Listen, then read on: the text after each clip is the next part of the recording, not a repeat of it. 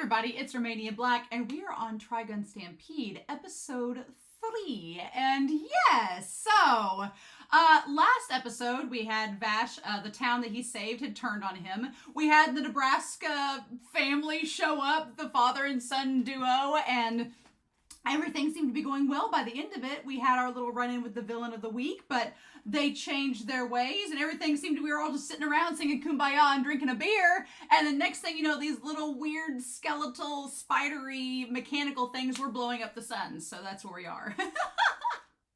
But I've really been enjoying this take on Trigun. I have watched the OG version first, and now I'm encountering Stampede. And there are definitely differences, which we have a spoiler corner at the end of this, but I've been talking in the comments with people, and I think for me, I do appreciate that this is not a retreading beat for beat from the OG version, because that would seem very...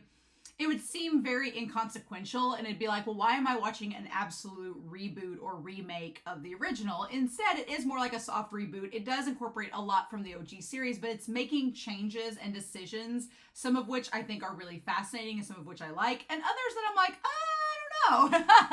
But that's what the spoiler corner is about, to talk about those. But overall, I am very intrigued by certain pieces of this series so far, and seeing how exactly are they going to do this, or how are they going to do that, and what else are they going to incorporate that's new. I think that's what has me the most intrigued about Trigun moving forward. So that's really, really exciting. So with that being said, I am all ready to dive into episode 3 and see what we get. But before we do that, I want to give a special shout out over to our philanthropy tier over on Patreon.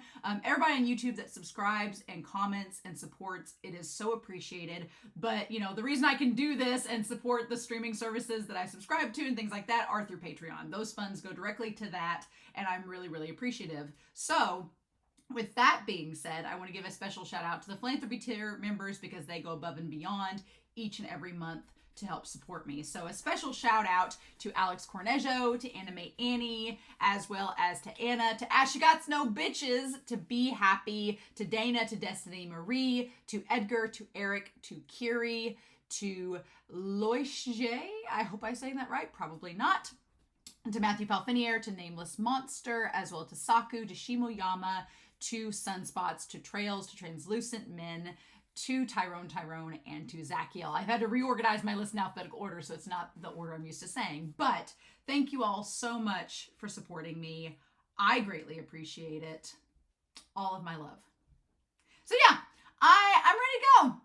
Ready to see what happens this episode. I'm very curious to see what we're going to get with Vash and Meryl and Roberto, and just see now that the Nebraska sun has blown up, what do we do with that? So is the town just going to be in chaos? How's it going to go? It clearly seems to be like knives that's causing the problem, but how are we going to deal with that? So we are going to start episode 3 of Trigun Stampede and see what we get. And we're going to do that here in 3, 2, 1, and let's go.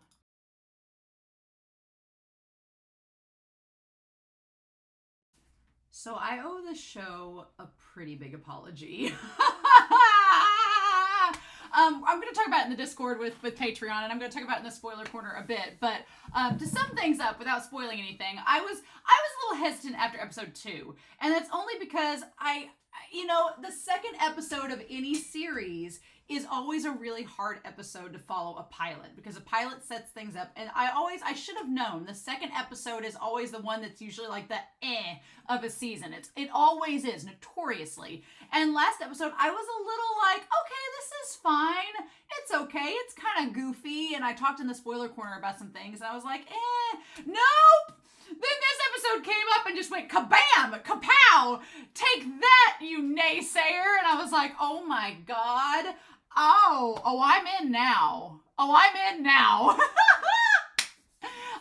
was in before, but I was hesitant, and this episode made me go, yes, we are going in a very different direction. We are doing new things with this. I am fine with this. Knives is freaking terrifying, and there's lots of things that I really like about what this show is doing. There are things I want to talk about that are spoiler corner related. We'll get to those. But, okay. I I feel like I'm going to have to go through this episode 2 times, one in general and then one in spoilers, so forgive me for that. And I brought out Whiteboard Coon. If you did not join me for Trigun, this is Whiteboard Coon. They are my explainer of all things. I want to take note of some things as we go, because that will be helpful to me. But yeah, I'm on board. Fully. I was like, yes. I mean, I was excited to watch this series because I wanted to see how it would measure up against the OG. It is very much becoming its own thing, in its own way. There are goods and bads about that, but overall, I'm really excited. And I'm really ready to see what all we're getting. Because like I said, I think we're delving more into the sci-fi stuff with the plants, which I'm excited about. Because without spoiling anything, the OG has sci-fi elements, but it's very restrained. It is a very pulled back version of that genre. And that's fine. For OG Trigun, it works beautifully. But I like that this series is leaning into the sci-fi more and into the fantasy more. And I'm on board with that because I like those genres a lot. So yeah, just the idea of seeing Knives walking towards the epicenter of it all in the desert is such a great way to start this episode. And it just sets up this conceived notion that he's going to arrive. And then you're like, well, how's it going to go? And in my head, I was thinking, oh, well, I thought it was going to be like, any other anime where he would show up like at the very end of the episode and he would either go one of 2 ways. He'd either show up and it'd be like a cliffhanger and he like pulls back the hood and he's like, it is me, Vash, your brother Knives, which he's keeping that hood up, let me tell you, for reasons that I think it's protecting him.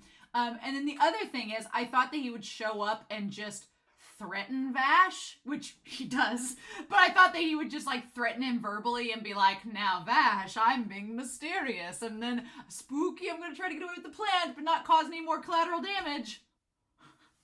No, it was like a freaking horror movie. It was like a horror movie and there was so much gore. I was like, because there without spoiling anything, there is gore in the original series, but it's 90s gore, It's 90s gore. You see a blood spurt, you see blood on the floor, it's like, oh, this is kind of grisly. Here, it's like a damn Saw movie. There's like body parts going everywhere, and there's just blood spurting everywhere, and you're like, oh, whoa, didn't we just have this kooky villain last episode that was just like hee-haw, hee-haw? Where did this darkness come from? But again, the light is called bright light shine through the darkness. And Vash is that bright light. It's just, oh my gosh, we need to talk about this episode. So I like that we instantly get the aftermath of what's been going on. The aftermath of, I love that the Nebraska scientist, the father, is so remorseful and so sad about his son. I'm really, the way they portray that, it's just like, yeah, his son has died. Joseph has died and he's just having this, all of these emotions happen at once. It was pretty realistic, right? Pretty realistic. Now I want to go back through this because I think I wanted to go back through and see this because I think I noticed something just now as I was skirting through this moment of Knives showing randomly up. So the residents are like, okay, residents take shelter, and he's like, where's my son? And Vash is like, we ain't got time for this. Okay, so we see the guards and stuff like going through and evacuating everybody, right? And to get out of there now that something's blown up. But yeah, just the idea of the doctor, he ran outside to make sure none of us were hurt. Like the doctor being like, my son sacrificed himself to save you all. Like it's really visceral and well done in this moment. I'm like, damn, like I did not expect that to just happen. And then everybody getting the little spider bombs on them. It instantly raises the stakes automatically that everyone, even Taunus, like all those kids, they all have the bombs on them. It's instantly like, oh, this show is not messing around. We're going to make people collateral if we have to.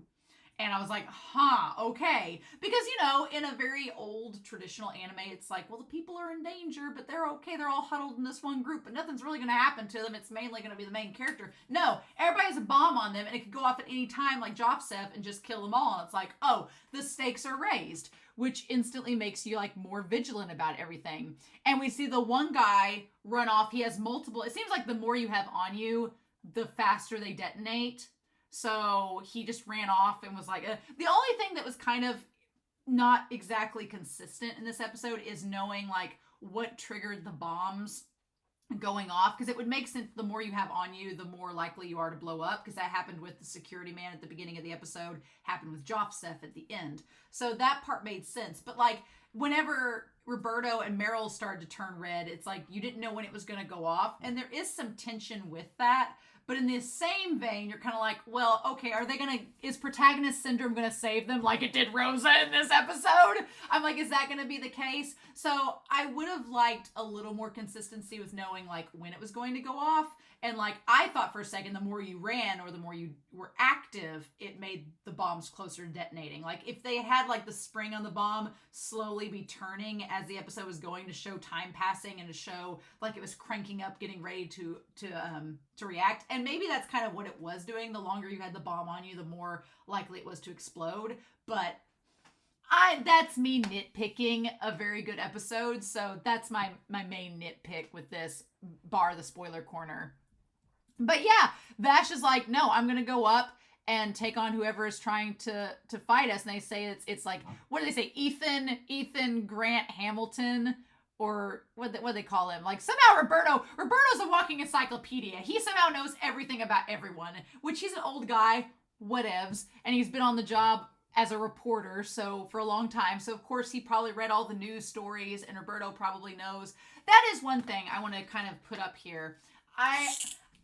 To be honest, I was a little hesitant about them being reporters at first, but I do like this idea that Roberto, as a journalist, it does allow them to know about people in the story, specifically criminals. So I do appreciate that. I told people in the spoiler corner I was a little hesitant about Meryl and Roberto being reporters at first, but I'm okay with it now. And I think that plot point is a nice, convenient way for the creator to be like, okay, well, here's how Roberto knows all the things, because that's his line of work is involving knowing all the things. So it's like, okay.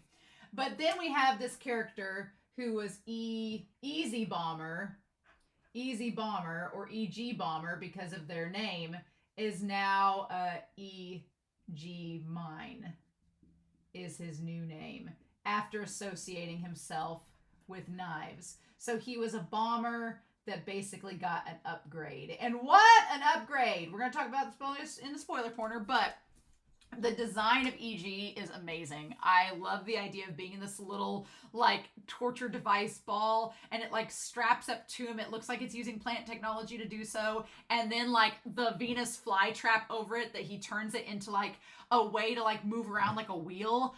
Just the design and the functionality of it is freaking badass. I love it. I was like, ooh, okay. And I'm sorry, but he looks like Gojo from Jujutsu Kaisen with the blindfold and the white hair spiked up. He looks like Gojo. And I was like, well, you know, I'm sure, or Kakashi from Naruto, whichever way you want to go with it.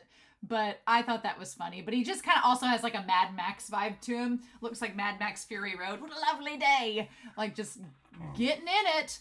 But man, okay. So getting further into this episode. Love the character design. I love the specs where they show like how he's navigating through everything. And their goal, along with Knives, which we'll talk about here, their goal is to get the plants.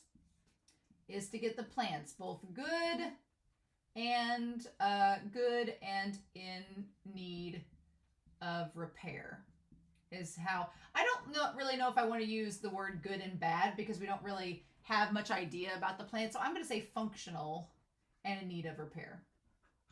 And that's what they're wanting. So, I mean, it seems multi-purpose. On the one hand, the Knives is planned with the plants is one, we've established that they belong among him and Vash. So he believes the plants are theirs, not humanity's. And plus, it's the idea that the plants can be used for technology, which, like the one that EG Mine uses, so we can establish that. And also, it's the idea of wiping out humanity. Knives seems very adamant that humanity needs to not be on the planet anymore. So when Vash is like, why would you take all the technology? Isn't that going to make humanity suffer? Knives is like, yeah, that's the point. He's like, I want them all to die, so I don't want them to have the plants. I want them to die off And, you know, it's almost like he's telling Vash, isn't this much better? Like, instead of me just massacring this town and just killing everybody, you know, in a big mass genocidal bulk, I'm just going to take their means of survival and let them just figure it out. And if they happen to die because they starve and don't have any way to survive, oh no. You know, it just feels like that. And Vash is like, why would you do this? So I like the idea that Knives has a very clear-cut purpose. His plan is very, very succinct, very easy to understand. He's taking the plants away from the human towns because he wants them all to die out. Very easy to understand, right? He has a vendetta against humanity. He wants them all to go. But I really honestly wondered if Roberto was going to die this episode. I really was. Because he had the bomb on his back. And we'll talk about it more in the spoiler corner. But I thought that was maybe going to happen. Thought that was going to be a thing. I really liked the guard coming up to Knives in the desert. And he has that little funky cloak on. Which that cloak seems to have multi-purpose. It seems not only protect him. But it also seems like it houses the million knives that are within him. I made so much fun of that name in the last episode. I was like, that name seems so hokey. But now, no. It's practical. It makes sense. It has meaning. It has purpose. I'm like, oh, okay. I was like, I get it now, I suppose, that it's a deliberate reference to him having these millions of knives inside of him, just like Vash the Stampede is literally a stampede as he goes through and wrecks stuff, right? One thing I really loved in this episode, too, was how serious Vash got. Because that's something I've been waiting for. Like, Vash has been playing off this goofy, like, I'm goofy, oh no, all this. And I'm like, no, characters that usually do that so much on the outside that are, you know, main heroic characters, I'm like, they have a serious side to them. And I was waiting for it to come out, and it did this episode, and I was like, yes, good. I'm like, good, Vash, get that side of you out here in the open. I love it. And the fact that he was so damn serious, the moment that Knives showed up, I thought that it was the soundtrack with the piano. I thought it was the soundtrack. And I was just like, oh, Vash can sense Knives. He can, because the moment he heard him start playing the piano upstairs, he was like, oh my God, he's here. What maniac would be upstairs playing the piano except my brother? And it was so good. Like, I love when the soundtrack ties into the actual show and becomes integrated as part of it. I was like, yes.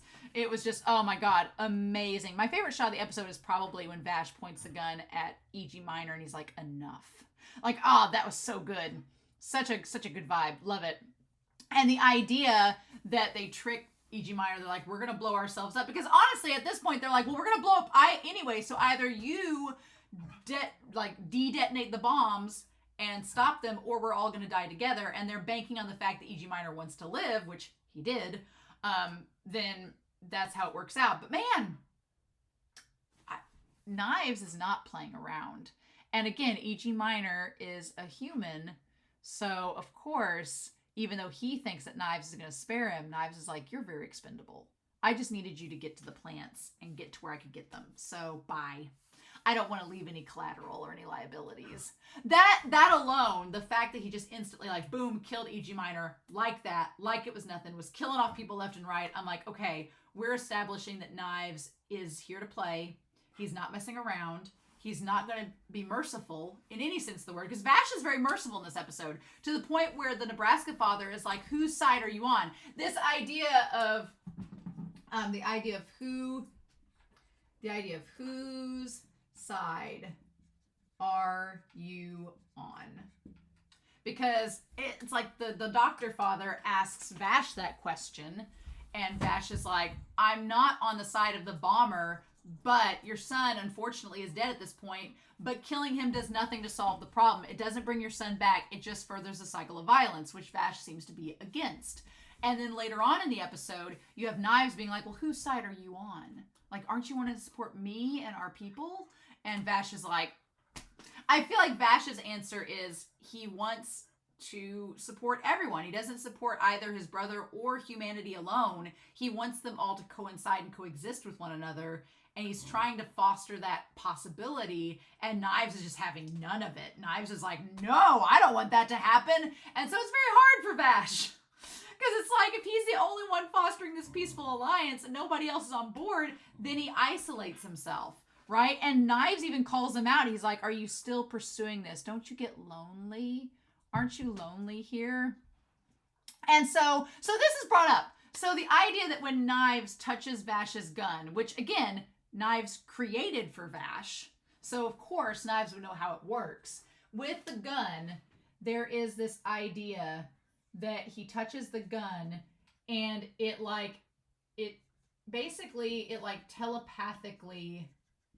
telepathically stuns Vash for a minute. It telepathically stuns Vash into this stasis for a hot second so he can get away, right? And then Vash is still able to use the gun, but it seems to be corrupted a little bit, or it seems to have been tampered with. But he has this idea of opening gates. He's like, you haven't opened your gate yet. Whatever that means. Whatever that means, opening gates. What? I feel like that's something mental that maybe taps into an ability that they have, whatever they are. Because, and I'm guessing that Knives' ability is the thing with the blades. I feel like Knives has opened his gate, and that is enabling him to have the power of the blades that he can use, like in a radius. He basically has Byakuya Kuchiki's cherry blossom petal attack from Bleach that he can use at any time with the million knives. And so that asks the question of, well, if Vash does open his gate, what power does he get? So that's giving us, the audience, a question to think about for the series. Like, is Vash going to be able to figure out what Knives is talking about? Knives, I think, understands that his brother could best him. And so he's keeping his brother intentionally in the dark so that he can't access those abilities. So he's just teasing Vash at this point. He's like, well, you haven't opened up your gate. You haven't figured out your special ability. If only you'd stay with me, then maybe we could figure it out together. But Vash isn't going to do that because he knows that then Knives is going to be able to destroy humanity. So I like the possibilities and what this series is bringing to the table. That part is really, really good. I really appreciate that so far. But damn, the gore in this episode, the fact that when the Nebraska dad went down to face Knives, that was terrifying. I was like, oh my God, this suddenly became a horror movie just like that. And I thought he was dead. We see him at the end where he looks like he's sitting upright, so that seems okay. I don't know if Taunus is alive. He had an arm missing. I feel like Taunus is dead, and that's why Rosa went off the deep end, where she was like, no, none of this. And what's so sad is that whole idea, she says that none of this would have happened if you hadn't shown up, is a big old what if. Because if Knives is looking for all the plants, they would have eventually gone to that city. They would have eventually came in. And how does she know? How does she know that they wouldn't have bombed the whole city, killed them all, and then walked in and get the plants and left out? They don't know that. There's a very strong possibility the same fate would have happened to them, whether Vash tried to save them or not. But she's grieving. She's upset. Her whole town's been destroyed. Her son could be dying. And she knows that they don't have a good chance now that the plants are gone. So she's like in the worst possible state mentally and physically possible. So, of course, and the thing about it is Vash understands. And he doesn't argue. He doesn't talk back. He just goes, okay, I'm off to find Knives because what else can I do? And Meryl's like, how can you smile like this? And Vash is like, I don't deserve to cry. And that line got me. I was like, oh. Vash is like, I don't deserve to cry. It's my fault that I couldn't do more. And it's like, you just want to shake him, right? You just want to shake him. And so he says he's going to July, which is the third city, right? Going to July. Now this doctor shows up. This doctor comes up out of nowhere, which is fascinating. And what's more fascinating is there's this little girl with him. Hi! This little girl that looks like Vash and Knives. I love when Knives is walking up the stairs and his feet are leaving bloody footprints. It's so good. It's so good. But yeah, she's with this doctor. They pop up and he's like, well, let's go. I'm so fascinated because like the little girl, I thought for a hot second when we saw the doctor leaving with the child at the beginning, I thought Knives was having a flashback to himself as a kid and this doctor showed up and took him in. But no, there's this little girl there now with even longer hair. What? I'm fascinated to know about her and why Knives can be trusted with a small child because I don't think that seems fair. And Vash doesn't seem to know about the little girl yet. I don't think Vash knows that they exist. But yeah, just the idea that Knives is successful in getting the plant, and Vash even shoots at him, and it's just like, it doesn't do a thing. The animation of like all the knives forming this big, it felt Neon Genesis, it felt very larger than life. I was like, oh, okay. All right, I'm on board with you, animation. I'm on board with you and what you can do with this. I like it. I very much, it just depicts everything with the purple tones and the reds and everything just being absolutely terrifying. And then we see the aftermath, it's this cool, serene blue. And then just seeing how sad that Vash is throughout this, right? And Vash, like, even saved Rosa. Like, Rosa got lucky, girl. She was like, she did not get brutally killed by Knives out of pure protagonist syndrome. That is it, right? But man, those deaths of the other girls were brutal, especially the one girl like was holding her hand. Oh my God. I wanted to see them leaving, like the doctor and them leaving, to see what that looked like. Because they said, let's get out of here. Right? And Vash is like, why Nye? I like he calls him Nye instead of Knives. Oh, it's crazy. And then, yeah, he says, I'm moving ahead. Oh my God, all to bring everything back to even. Like, he gets all, like, Knives is such, like, he's the type of villain I really like in shows where he's a threat. You have to take him seriously. But he's also very Shakespearean. He's also, like, touching into, like religious, philosophical things. If he reminds me of anybody right now, he reminds me of Light Yagami from Death Note. Is what Knives reminds me of, and I'm kind of here for it. I'm like, all right, let's do this. He's like, I'm bringing everything back to even. I want everything even kill. And Vash is like, you're going to kill the whole town? No. And then, yeah, we see the doctor with the one plant, and the kid's like, hurry to get out. I'm so intrigued. But yeah, I also like that Vash's, like, they both have uppercuts, him and Knives. Vash's is moving forwards, and Knives is pushed backwards. So it's symbolism. And then, yeah, Vash decides just to leave. And it's really heartfelt. Like, you feel the pain that Rosa's feeling, and you just feel Vash just accept it and be like, okay, I'm going to go now. And Meryl being like, no, Vash, don't leave. Obviously, I think that Meryl's going to follow Vash. She ain't going to let him go. Nah, she's invested now. And Roberto's probably going to follow because can't let this kid go off and do things by herself. But invested. I am invested in knowing what this kid is, what the plant is, what the doctor's role is, all of the things. Very invested, but I have spoilery things I want to talk about, so I'm going to save those for the spoiler corner. But overall impressions are, this is my favorite episode so far, by far, and I was kind of like this with Trigun Stampede. I was like, okay, now I'm like, all right, let's go, let's do the damn thing, get my energy drink up and ready to go. Like, I'm super hyped now. Now I'm hyped. I'm like, yes, please. Yay. So I want to talk some spoilers. So if you're not sticking around, I hope you all have a wonderful week. Please stay safe, take care, and I'll be back next week. Super excited for Trigun Stampede episode 4. Yeah, I'm gonna have to get on Discord and tell people to brace themselves for episode 2's commentary in the spoiler corner, because I was really a little bit disillusioned about this series. I should have been more faithful and trusting, but after episode 2, I was like, I don't know. I've got some issues with this series so far, and this series, now I'm like, okay. I'm super excited. I'm so intrigued. Going back through, I think that the one thing that I was dogging the Nebraska father for in the last episode, for being too hammy and too, like, over the top and not being grounded in their humanity, we get in this episode, so I guess I should just keep my mouth shut and just wait and see what the episodes give us. But I was like, this episode, he was grounded in his humanity. He was sorry for his son dying. He was, like, trying to get revenge for him and questioning Vash's loyalty and why he wouldn't let him do that. I was like, oh, okay, nice, great. And then the moment with him and Knives, I genuinely felt scared for him. And so I was like, oh, well, I should have had more faith in the show. Should have had more faith in the show. But Knives. Oh my God.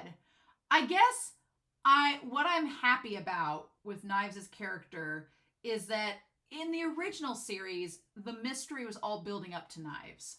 The mystery was building up to his character being revealed, and he was acting through others throughout the entire series, and others would be doing things for him. And so as Vash and Wolfwood and the others were encountering Legato and the Gung Ho gang, it was like, okay, they're all acting under Knives' orders. But Knives very much felt like that villain in the stasis tube that we're going to save as the final boss, and you're not going to get to see him till the final episode. And I guess my only issue with the OG series and Knives is that when we finally got him, and we finally confronted him, it was mainly a shootout, and then you have Vash with him over his shoulder, like, gonna rehabilitate you, and that was the end of the series, and you were like, oh, okay, cool. But here, the series can't really do that anymore because we've revealed Knives in the first episode. So either we have Knives not show up for an entire series, and you're like, okay, well, what about him? Or we integrate him into the villain plot and make him a lot more menacing. And that's what they chose to do, and it's very effective. I was like, no, he is a threat. This ability with the knives is terrifying. I'm like, oh, that is a problem. And that is like a wide range. Like, Vash is pretty like face-to-face, hands-on, close combat fighter. Knives is as far-ranging, like far long-range fighter as you can get, right? It's terrifying. The gate thing has me curious. I very much like that this series is kind of honing in on the sort of angelic, otherworldly, alien qualities of Vash and Knives and their species. I like that we're doing this. I like that we're talking about like opening gates and activating abilities within you. And, Knives is a complete god complex like he did in the original, but it's like on display here. I like that a lot. I am curious to know, we'll talk about E.G. Minor in a minute. I'm curious to know if the Doctor is supposed to be Chapel. Is the Doctor supposed to be Chapel? Or is he a new character, right? Because we didn't really have a Doctor character in the OG series. And the only reason I say Chapel is because Chapel was kind of the only parental figure of the Gung Ho gang in the original, because he raised Wolfwood, and then he was like kind of responsible with Zazie and some of the others. So, or at least as far as I remember he was. So I'm like, is the Doctor supposed to be like this version of Chapel, or is he somebody totally different? If he is the version of Chapel, that could kind of be an interesting way to integrate Wolfwood into this. That Wolfwood and then the kid, the girl. What?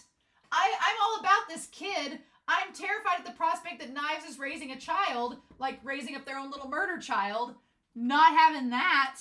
I'm wondering if it's going to be like a way for, what if Vash shows up and is like, why is there this kid? And Knives is like, well, you sucked as a sibling, so I have a new sibling now. This is my new little sister, and she's going to be better than you. And Vash is like, what the fudge? So I'm wondering if Knives is trying to like take all the plants and awaken them into becoming like versions of him and Vash. That could be interesting. But I'm like, is this kid going to be the new Legato? That's what I want to know. Is the kid going to be like a female kid version of Legato, like somebody that follows Knives completely? And is Vash's big trial going to have to be to kill this little kid? That's going to be, I don't know, but if that's the case and we make them the surrogate for Legato, is the Doctor Mid-Valley? The Doctor character is intriguing because I don't know if they're going to be like a revamping of one of the Gung Ho gang or if they're going to be an original character. And that's going to be fun to discover as we go through, right? So the E.G. Mine upgrade, oh, all here for it. They kept like a very similar design to the original, but they were their own character, which was really cool. I loved the design, the functionality of it, like everything. I loved that they didn't really have any motivation in the original series other than they were working for Knives. And here they wanted the treasure and apparently thought they were getting some monetary value out of it. And the Knives like, oh, gee, thanks. Bye, human. Like that. Like just the stakes with Knives are already set and I'm very, very excited by them. I like them a lot. There are two distinct differences with this series and the original that I do want to make note of. And other than the gore and the scary parts of it, the darkness in this episode, I'm here for it, but it handles darkness very interestingly. So the thing of it is before we get to those 2 points, when Knives touched Vash's gun in the OG, it activates the light within it and it like becomes this big monstrous device. That doesn't happen here. Instead, it almost seems to transport Vash into this teleported realm and inside his own brain, like makes him like retrospectively look inward to himself. And it doesn't like cause the destruction, which you know what, now with Knives' ability, it doesn't have to cause a destruction because Knives can do all the destruction he wants himself. He doesn't need to use Vash to create the destruction, right? And that's I guess that's going to tie into the first point. What's different with the OG series is that in the OG, and I guess I could bring it up here, in the OG, there were all of these outside forces that were connected to Vash. And because Vash went to the town was destroyed. But the thing of it is, at the end of the day, in some places, the people would take the blame and put it on Vash, but they themselves would be like maybe in denial of the outside forces. They thought it was just Vash, right? Here, what's interesting is in Stampede, it's like there are outside forces, but it's also mainly because Vash is there that the town is destroyed. So Vash gets lumped in with the outside forces, right? And even if they know there's a difference between the two, they're still saying, well, it's because of your species and your people and you came here, so it's your fault. And it's kind of apples and oranges of which you prefer. I think for this series, the way that they're looking at it in a much more cynical way fits it better. In the OG, it was very much like, I don't know, the philosophies are varied slightly in this versus the OG. They're still getting along the same line of Vash. Vash in both versions wants there to be a coexistence between his own kind and humanity on this planet. That's the same in both versions. But how it's being told in the stories is a little bit different. But I'm okay with it. I'm fine with it. I think it fits with as violent as Knives is being and the collateral destruction he's causing. Yeah, and then I'm going to be honest, the only part of Stampede I'm not a fan of right now is Roberto. I don't like Roberto. When he was telling Meryl in this episode about being like, well, now we know why he's called Vash the Stampede. Now we know why he's called the Human Typhoid. I'm like, we're in episode 3, dude. Where have you been? Yeah, we knew this back a while ago. Why you, no shit, Sherlock. And I'm going to be honest, I kind of wanted him to get blown up. I kind of wanted the bombs to blow him up because I thought that would be a segue of, oh no, Roberto's dead. Oh no, Wolfwood's going to come in now and be the exact same character. Is essentially my big problem with Roberto is he's too similar to Wolfwood in terms of their cynicism. He's too mansplainy to Meryl, which bothers me to no end. And Meryl kind of gives it back to him a little bit this episode. I want her to give it back to him more. And the fact of him being a journalist does make sense now. We were talking in the comments, I really enjoyed them being the insurance salesman in the beginning of the 90s version because it not only was very 90s, but it was also very like fresh. It was unique. You're like, in what other series are insurance salesmen after the original character? Here, this seems even more dated. Like, I forget who was commenting on the first episode, but this seems even more dated than the 90s because now it's like 1960s, 70s journalists being like, well, little lady, you don't exactly know how the world works. Let me show you how a big kid acts. And I'm like, like, spare me. I'm like, please. As a female viewer, I'm just like, oh, look, an adult male trying to tell me how the world works. Wow, thanks, sir. I didn't know how the world worked without your patriarchal guidance. Like, it's just kind of like that. And I'm like, ugh. It just makes me cringe. It makes me miss Millie. Millie was such a unique take of having these two female characters encounter Vash and Wolfwood and be nice counters and balances to them. I'm like, are we just going to have this threesome with Roberto and Vash and Wolfwood? I hope not. Is Wolfwood and Roberto going to be smoking cigarettes and sharing bed space together? I hope not. I'm just like, maybe the show is trying to eliminate Millie from the equation so that we can have Vash and Wolfwood shipping, which that's great. Congrats, show, but I don't think Millie was the sacrifice to make. you know? I can multi-ship. I can have my little love square. I think that's fine. But yeah, Roberto's just the weak link for me in the series right now. And that's just because I miss Millie. I love Millie's character so much, and I really would like her to be in this. If she shows up, that'd be amazing. If she replaces Roberto, it'd be even more amazing. But yeah, I just don't, like I said in the last episode, I don't know what we're going to do when we get to Wolfwood because he's too similar to Roberto. I feel like it'd be too much. But this series has completely surprised me at this point with what it's doing in terms of the plot and the story. So I'm going to take my Roberto judgment, put it on the shelf here, keep it there, keep it dusted off, and just wait and see if the series ends up surprising me. Because so far it's really surprised me that this kid deal is like made me go, what the fudge are we doing with her? Is she going to be a victim of Knives by the end of this? I don't know. Knives seems to want to support. Is Knives just trying to is Knives kind of trying to claim the planet as his own? Because that'd be a cool take. In the original, he just wanted it to be him and Vash. Be like, oh, Vash, it could just be me and you on this planet. Just brothers forever. Get rid of the humans. It would be very interesting if Knives is trying to gather up all of the plants to recreate his kind and start their own Adam and Eve, Genesis on this planet, and being like, well, we need to get rid of the dinosaurs, aka the humans, for us to have this. So that's what I'm doing, Vash. Come on now. Or why are you supporting the dinosaurs? I feel like that's maybe what his plan is, and I'm intrigued to see how Vash is going to handle that, because Vash wants coexistence between all the people. So, But yeah, this episode went entirely the opposite direction from the last episode, and I was like, okay. And I do appreciate that Vash, who's so goofy, gets serious in this episode, and then he just takes the bag and goes. And at the end, he still takes time to stop and turn the little glowworms loose. And Meryl's like, why would you just leave?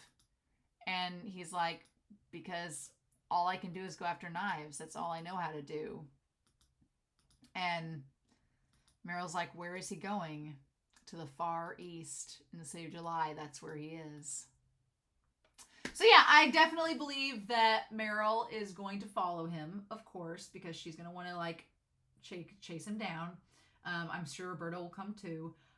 Knives has taken off with more plants back to their home base. So we have a clear-cut destination. We're going that way. What we're going to do, what we're going to do on the way. We've left the poor city behind us in ruins. I'm sure news is going to travel fast. Talking about Vash, the human typhoon.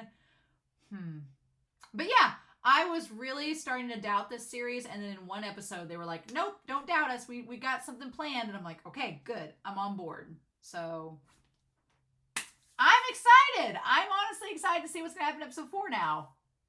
Go Trigun. So I'm very curious to see what you all think down below. I'm curious to know your thoughts. Knives being this piano-wielding Shakespearean villain, hell yes, give me more. But I'm curious to see what OG elements we get, and what OG elements are left out, and what OG elements are changed. And this show's not afraid to go dark now that we know that. I guess we'll just have to see. So in any case, I hope you all have a wonderful week. Please stay safe, take care, and yeah, I'll be back very soon with more Trigun Stampede. Bye!